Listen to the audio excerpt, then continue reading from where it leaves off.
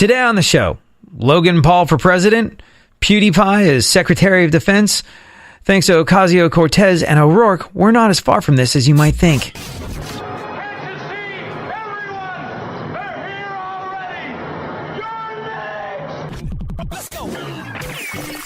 Welcome to the future, where the glass is half full and you'll need new glasses, where you'll be jumping from conclusions. The past is annulled, and a new future is born. Never before in history has so much meant so little to so many. AD on the radio. So, were you an early participator in the world of social media? If you were, you might recall something called Friendster. Were you on Friendster at all? Was that a thing for you? Did you have a Friendster account? I think I had one set up for like 2.5 seconds. And the way it was sold to me by my friend who got on Friendster was that, and this was before we even knew the meaning of the word social networking, was that it was a cool 6 degrees of separation thing. He's like, it's so cool. You make an account and then you find out that you have mutual friends that are connected to each other and you didn't know about. And I was like, oh, that's kind of nifty. And so I got on Friendster and I was like, oh, that's kind of cool. There you go. Interesting stuff. And then MySpace happened. And you know, it was a very interesting turning of the tides in MySpace. Only because when MySpace first came out was right around the time that I was kind of beginning my, note the sarcastic air quotes around this word, career on the radio. I just started to be in radio. And I'll never forget someone coming into the studio, like some superior coming into the studio while me and my buddy were hanging out in there, one of the other personalities on the radio station, and reaming the talent that was on the air. I can't even remember who it was, but it's some upper management person being like, what's this you've got open? You've got MySpace open on your computer? No, you need to focus on the air. You need to focus on the songs you're playing. You need to focus on your show. You need to focus on your phone callers. Do not, under any circumstances, be distracted by your MySpace page. If I come in here and I see you updating your MySpace page while you're working, we're going to have a problem. Which was quite a different song to the one that we all started singing about 1.5 years later, when it was like, oh man, if you're not on MySpace, if you're not Facebook Living, if you are not on Twitter, Instagram, Periscope, and all of these things, broadcasting in 20 different ways on 20 different forms of social media, you're not doing your job as a broadcaster. Get with the times. And so we saw it. We saw a very clear line of demarcation where if you were in media at all, social media was regarded as a distraction. Then it was regarded as a very definite part of your job. And you know, I think I know some radio personalities that might have not lost their jobs over this, but been phased out as a result of this. Like, I don't want to put my information on the internet. I value my privacy. There's geotagging on pictures. There's all these sorts of, things. There's a picture of me up on the website, and I don't need any more of that out there. I don't need stalkers waiting for me outside the building, seeing where I am, what I'm doing. I don't need that. There was, among the older contingent of broadcasters when these things came along, a reasonable expectation of privacy. I mean, think back about this. You were told to safeguard things like your email address with your life. You don't want just anyone to have your email address, then they could harass you. It's crazy. I remember when I was in a band. I had an email address for the band, and I had an email address for me personally. And somehow, some fans got a hold of my personal email address, and people were like, oh no, people have your personal email address? What an invasion of your privacy. This is not that long ago. And it was kind of annoying. But, cut to, reasonable expectation of privacy gone. Demand that you, as an artist, a musician, or a member of a media, must be living your life out loud online so that people can interact with you and know what's going on with you. And it's an extension of your brand and all the things that we've got. There's just no two ways about it. It's become part of the job. You must be on Instagram, Facebook, Twitter, Snapchat, all of the above. It's just part of it. And you know what? It went from being you need to be on these things to your success could be defined by these things. It went from being your success could be defined by these things to if you are a big enough deal on Instagram, Facebook, Twitter, and Snapchat, you could quit your radio job and just sit at home making movies. You used to have to get a whole bunch of views on YouTube to be able to quit your job. Now you just need a bunch of Instagram followers so you can be a influencer. This is a societal and economical journey that has taken place over the last, 5-6 years. All been pretty recent. And we've seen incredible changes take place because of social media. The last election, a lot of people will tell you that was an election that was either won or lost on Twitter and Facebook. And that was the first time we'd really had that. That was the first time we'd really had that kind of campaigning done via Facebook and Facebook ads. When Hurricane Harvey hit Houston, where I'm on the air on 94.5 The Buzz, it was a very different world to the one we were in when the previous hurricane had hit. Because all of a sudden, anyone with any real amount of Twitter followers, like all of us at the radio station, we were able to see and help people in real time from our Twitter accounts. Me and Teresa, who both work at The Buzz, we would sit there on our phones waiting to see some sort of distress signal and then tweet that at people who were in the neighborhood with boats or something that floated so they could go rescue people from the top of their roofs. We'd wake up in the middle of the night and do this stuff. It was incredible, but it was also amazing to be able to help in this situation. To be lying in bed in your underwear, not having woken up yet, on your phone, helping people get rescued from the top of their houses because you were able to tweet somebody with a jet ski that happened to be in the area to be able to go, hey, they're on their way, hang something out your window so they can see you, was an amazing thing. This is an unbelievably rapid change. Like I said, last 5 or 6 years. But the election cycle for 2020 is going to be a very interesting one. And as much as there are wonderful developments that have happened in the digital world, as much as there are some incredibly positive things and negative things that we all know about, there's one aspect of the 2020 election that is shaping up to be, honestly, a very dangerous thing and a further decline in how the U.S. as a country gets it done. It is a reduction of everything that is smart, everything that is important, and everything that is American and democratizing as part of our process. What are we talking about? Well, some people are calling it the Beto phenomenon, and we'll get into it next.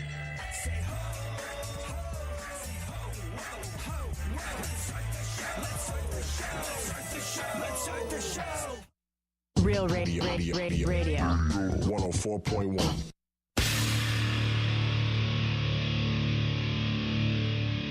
Where the left and right come together for fundamental truths. AD on the radio, on Twitter at ADSXE.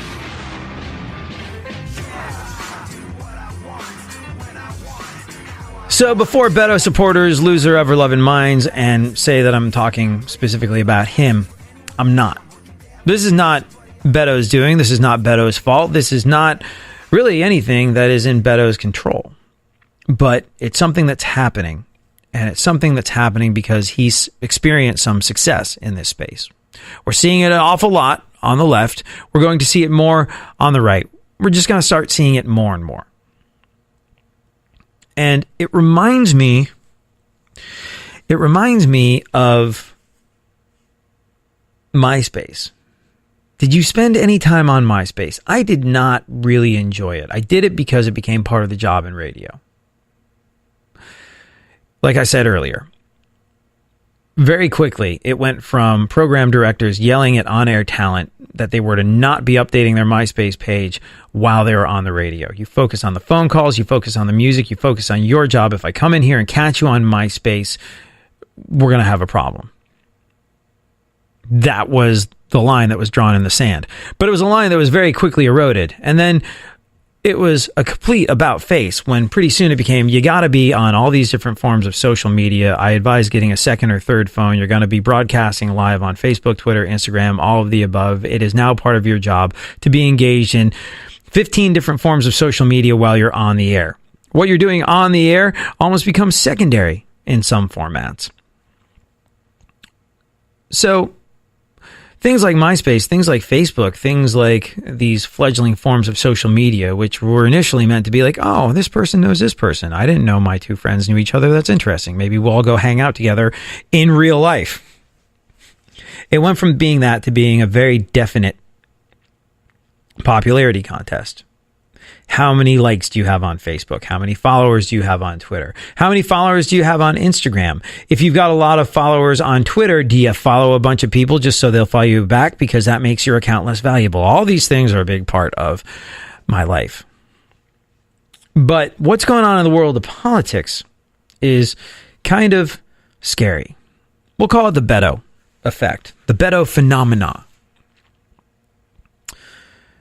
And, you know, you can also point a bit of a finger at Ocasio-Cortez. Now, I don't know.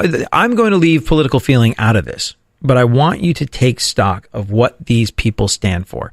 Beto and Ocasio-Cortez, they appeal to young people. A big part of their appeal to young people is their ability to cut through on social media. There are people that have won elections because they're cool on Twitter. They go live on Instagram and do things that amuse folks. They are a presence so that when people go, nah, I'm going to vote for someone, I'll vote for them. Oh, man. Oh, did you see what they did on Twitter to the political competition? Sick burn. I will vote for them. And this is where we hit the slippery slope. This is where it becomes dangerous. This is where being a Twitter troll or someone who's got a good turn of phrase on Facebook or someone who is diligent about going live on Instagram can start to win elections. 2016 was all about influencing chatter on Twitter and Facebook. It was about finding undecided voters and targeting them with your targeted Facebook ads. Now, it's basically social media stars getting elected. And that's turning every politician into a wannabe social media star. And like I said, I call it the Beto effect, the Beto phenomenon. Right now, it's mostly Dems because Dems are, well, that's the gig that's up for contention. Doesn't look like anyone's going to challenge Donald Trump. So we'll see less of this on the right, but more as the years go on. But Dems are completely oversharing elements of their lives that we don't need to know about on social media in an effort to seem relatable, to seem cool, to do what Beto did. And it's not just cringeworthy. I think it's dangerous. I think it is cheapening our political process more than it's been cheapened in the past, which is an awful lot. I think it's dumbing us down. And I think it's putting us into a position where we could really succumb to the cult of personality and vote people into office that have absolutely no business being in office. But they're all trying to play the game. Gillibrand, she's been tweeting videos of herself doing dumbbell flies at a gym in Iowa. I mean, Beto O'Rourke, he's a little younger. He's a potential presidential candidate in his 40s. I think. Is he? How old is he? I think he's in his 40s. That means, you know, he was around for the first wave of social media. He probably had apps on his phone before the vast majority of people competing with him in the political field. He probably had a smartphone before those folks. Probably up against a whole bunch of people that if they had their way would still walk around with a little film canister of quarters so they can make calls at payphones when they needed to. But that's not the world we live in, and Beto has been an early adopter of this stuff because he's young enough to do it. He's not young, but he's young enough to do it. And man, It's made him a media darling. Social media posts of Beto working out, air drumming, old videos of him playing bass, skateboarding, being relatable and eating fast food. And now, eager to pick up some of that internet loving, eager to develop themselves into trolls and social media stars, to find that path to success, a la Beto and Ocasio-Cortez, other Dems are all about it. Elizabeth Warren. I'm just here at home drinking a beer on social media. Oh, okay. This is definitely something you were doing 5 years ago, drinking a beer online. Does this have anything to do with policy? Does this have anything to do with your ability to lead? Does this have anything to do with anything other than trying to win a popularity contest and distracting from the real issues? No, it does not. I'm just Elizabeth Warren drinking a beer online. Oh, here I am on a train with my husband. And it is interesting. I'm just as much of a voyeur as anybody else, but the damage it's doing our level of intelligence and our political process is insidiously huge. People don't recognize it, but I'm telling you, this is a bad thing. They're all doing selfie videos from phones. They're in a car talking straight to the camera like that. Oh, what's that guy? The preacher who declared a war on Starbucks for declaring a war on Christmas. You remember that numbnut? They're all kind of trying to take a page out of his book. They're all sitting there in their cars, making cell phone videos, talking about issues, talking about events. Kristen Gillibrand posting a clip of her lifting weights at that gym in Iowa, like I said, while wearing a shirt that reads, "Just trying to get some ranch." She wrote, "Good to be back in Iowa. Do you like my new workout shirt?" The shirt's message, by the way, refers to a moment on the campaign trail that went viral last month in which a restaurant patron in Iowa walked past Gillibrand in search of salad dressing while the senator was speaking to a group of voters.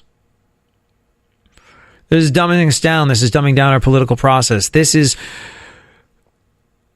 Look, politics was difficult enough already. Politicians, these are people that want to be famous but don't want to work for it and aren't talented enough to entertain us in any other way.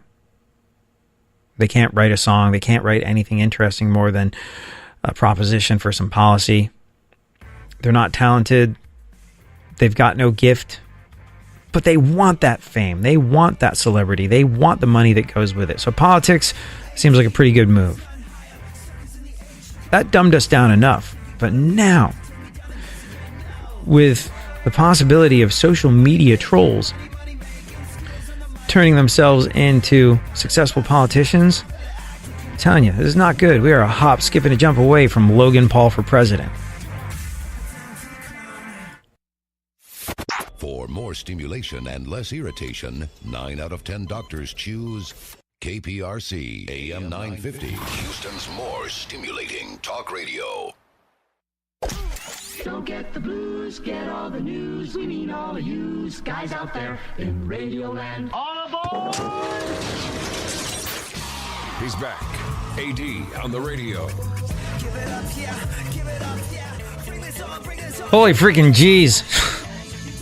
This is, of course, ridiculous. This is galling that this is our tax dollars at work. But politicians are spending an awful lot of time fighting over cows at the moment. It's okay. Let me back this up. Do you remember a little while ago when dairy farmers were like, hey, you can't call things like soy milk, milk. You can't call almond milk, milk. That's not milk. We work hard to promote milk and we don't want them piggybacking on our hard work. Okay. All right. I don't think anyone's actually getting the two things confused. But we can do this and that'll be the end of it. No, it won't be the end of it. Like I said, somewhat galling that this is where our tax dollars are going.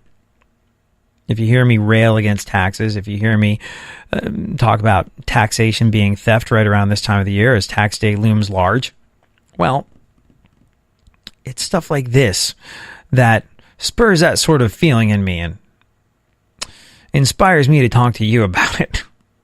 But the beef industry is all up in arms. First it was the dairy industry, now it's beef industry. Yeah. Cows are a very hotly debated thing in 2019. The beef industry in the States say they've spent millions of dollars to promote their products to consumers, and they don't want fake meat producers free riding on something so hard won. Yeah. Where is this going? Basically, you're not going to be able to call veggie burgers meat. Or at least, when it's on shelves in stores, you won't be able to call it that. Everybody else will call it what they call it, a veggie burger.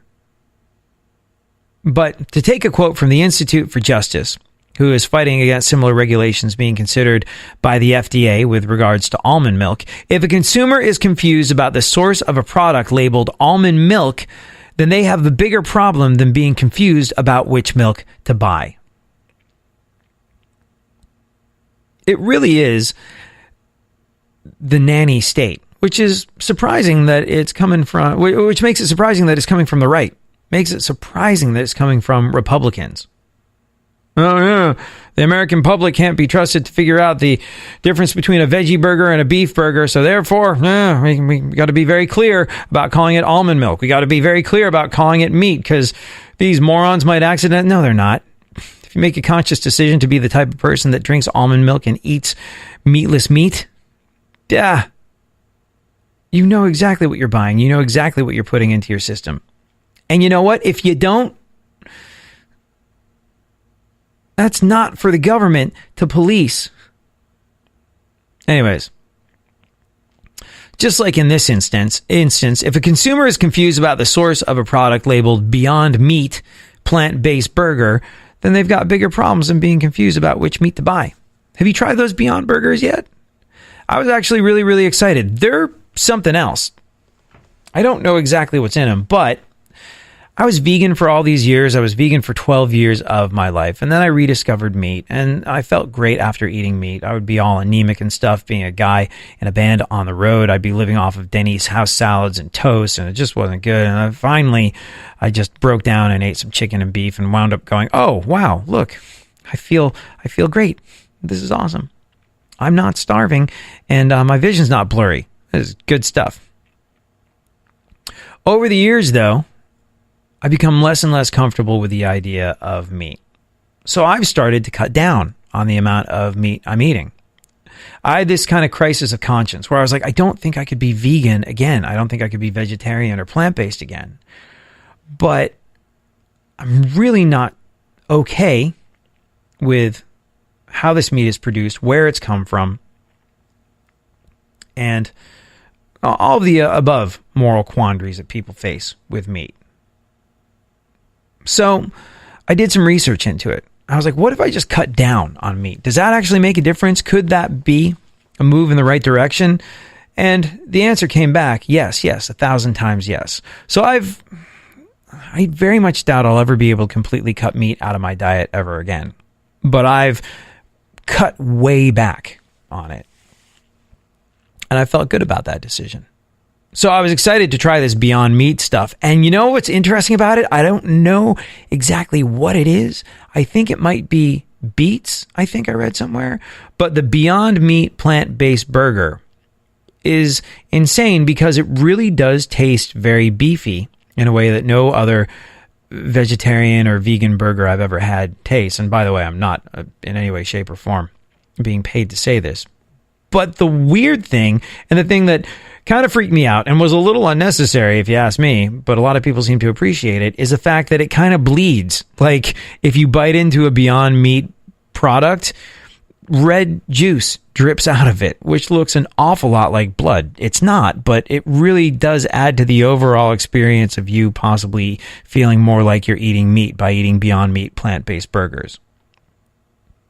But I had to seek this stuff out. There's not too many restaurants that have it. It's not available in every store. It was a big deal. And look, if you're the type of person that's going to eat a Beyond Meat plant-based burger, you're the type of person that's going to know exactly what it is you're putting into your system. You're going to be the type of person that knows it's not beef. And if a consumer is confused about the source of a product labeled Beyond Meat plant-based burger, then they've got bigger problems than being confused about which meat to buy. South Dakota Farmers Union lobbyists say, we do not want somebody to come into this state and sully the reputation of our livestock producers that have for decades promoted quality meat in South Dakota. And this is the part that blows my ever-loving mind. Generally speaking, and by the way, this is great reinforcement for something that we talk about on the show all the time. The idea that there's not that big of a difference between the two political parties. Like I've said, Republican, Democrat, they're Coke and Pepsi. They are, for the most part, exactly the same. They're just lining different people's pockets and trying to convince you that there's some vast chasm between them. Coke versus Pepsi? Answer, who cares?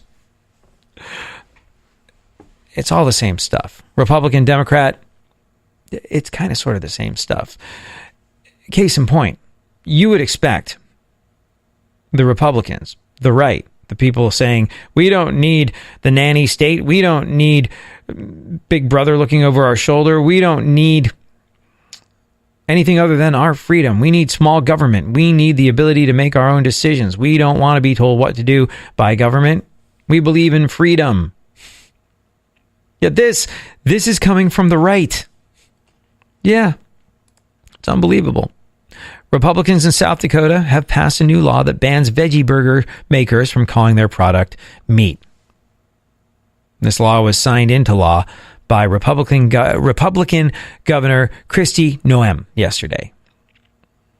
The new law defines meat as the edible flesh of an animal born and harvested for the purpose of human consumption and prohibits deceptive marketing of cell-cultured products that mimic meat.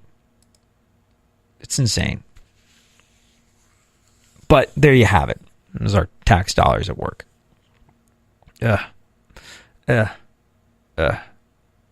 You know what I am interested to try again?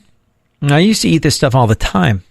I used to eat tofu constantly when I was a vegan. And tofu kind of sort of tastes like what you cook it in. It's not, especially tasty. It's not flavorful. It has no flavor if you get it in its raw form. But for a while, there was this, hey, you can't eat soy battle cry. And it wasn't just you can't eat soy. It was soy gives you man boobs. Soy will mess with your hormones. Soy, if you eat too much of it, will cause a spike in your estrogen levels, which will then result in increased amounts of breast tissue, basically. If you eat too much soy, if you eat tofu and things of that nature, you're going to get big honking moobs. Here's the interesting thing, though.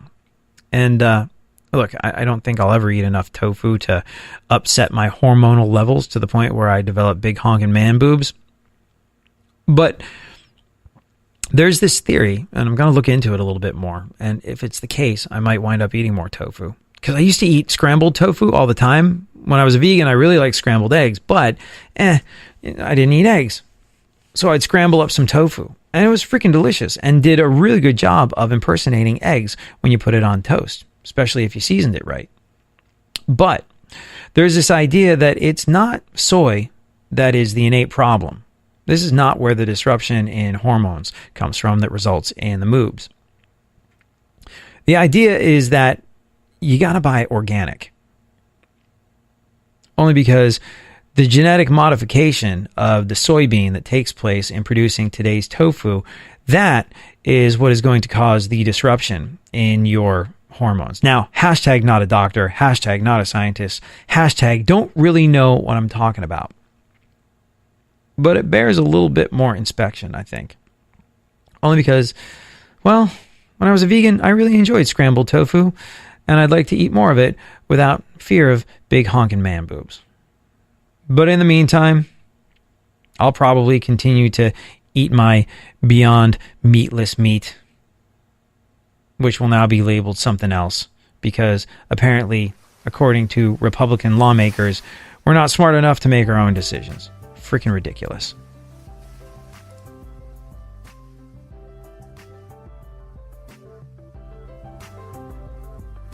Sometimes you just know you're done.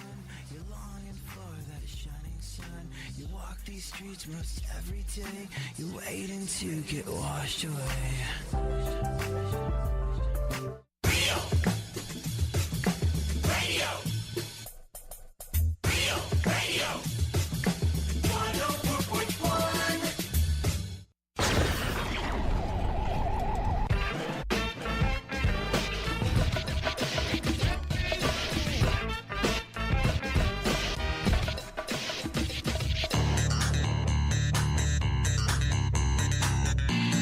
Now, more AD on the radio.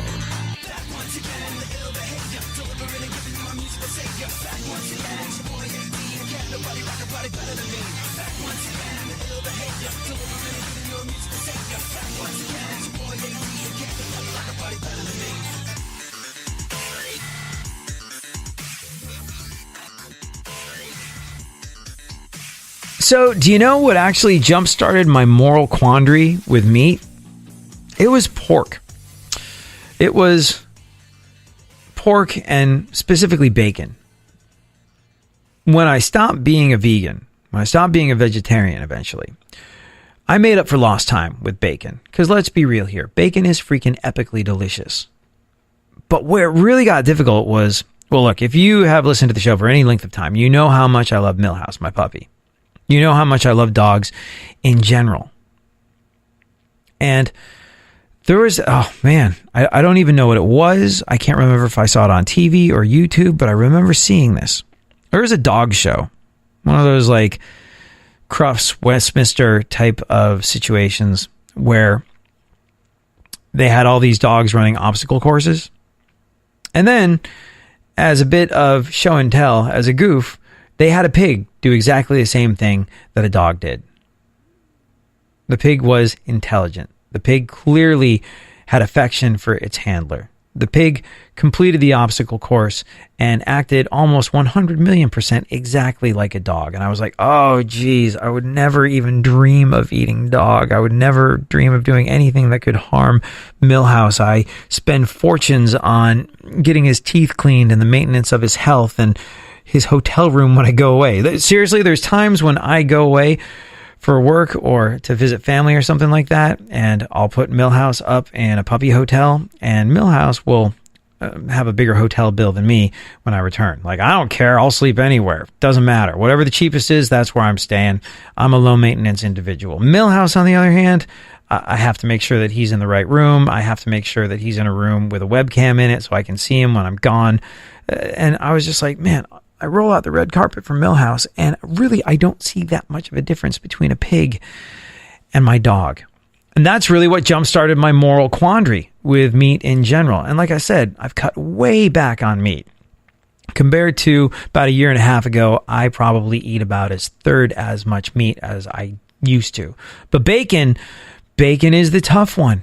Bacon is the real, oh man, it's the linchpin of the meat eating argument, because bacon is just epically amazing for all the reasons that Jim Gaffigan outlines. Bacon, the most beautiful thing on earth.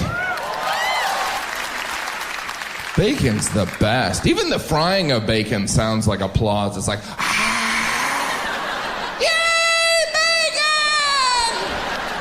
you want to know how good bacon is? To improve other food, they wrap it in bacon. If it weren't for bacon, we wouldn't even know what a water chestnut is. Thank you, Bacon. Sincerely, Water Chestnut III. And those bits of bacon are like the fairy dust of the food community. You don't want this baked potato? Bring! Now it's your favorite part of the meal. Not interested in a salad? Bibbidi bobbidi bacon! I'll just turn it into an entree. But once you put bacon in a salad, it's no longer a salad. It just becomes a game of find the bacon and the lettuce. It's like you're panning for gold. Eureka! Bacon!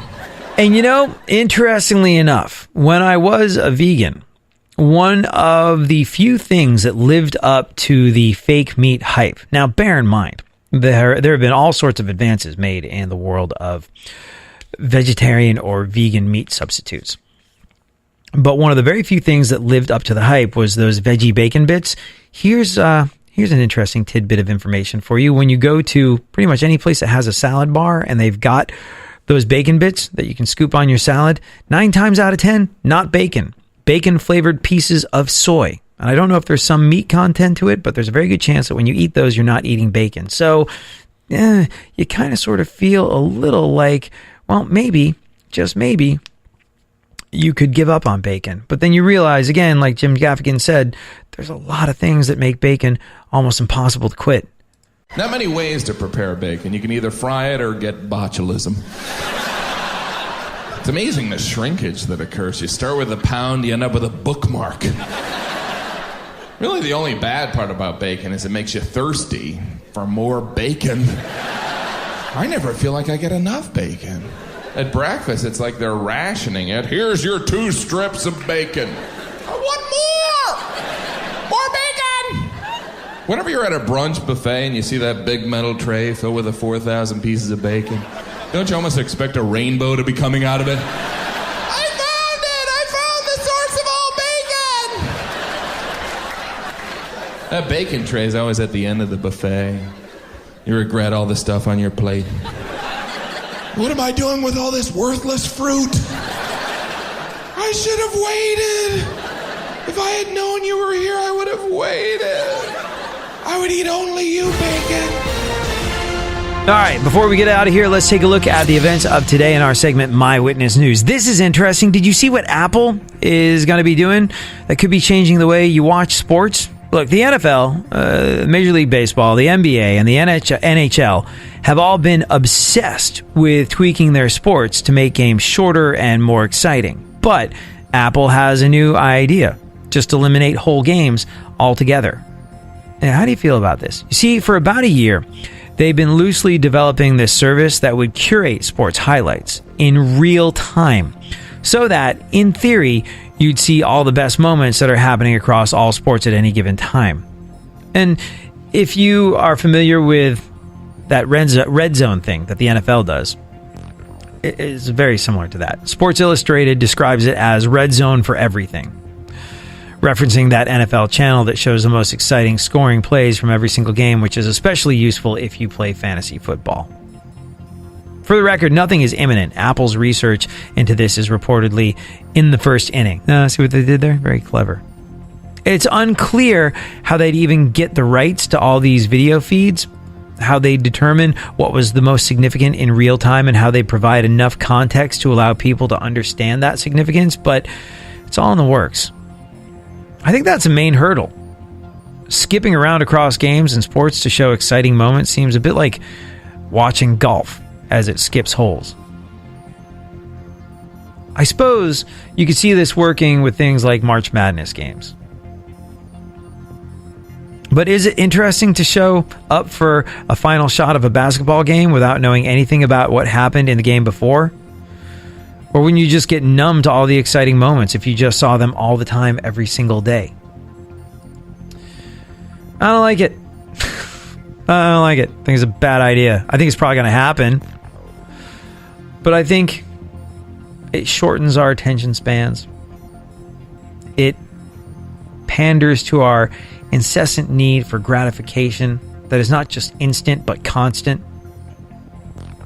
I think it takes away from the narrative of sports. I think it takes away from the zen of sports, the process of sports. I think it's a slippery slope, because if this happens, it doesn't mean you have to watch sports this way. But I think slowly over time we'll become accustomed to watching sports this way. And we'll lose patience. We'll just get used to only seeing the really good parts of every single game. And we'll lose interest in anything that isn't a home run, that isn't a game-winning slam dunk. And you know what? Life is made up of more than game-winning slam dunks and home runs. And if it causes us to lose sight of that, it's not a good thing. Life is for living. All of it. Thank you so much for hanging. I'll be back tomorrow. We'll do it all over again. Have a great one.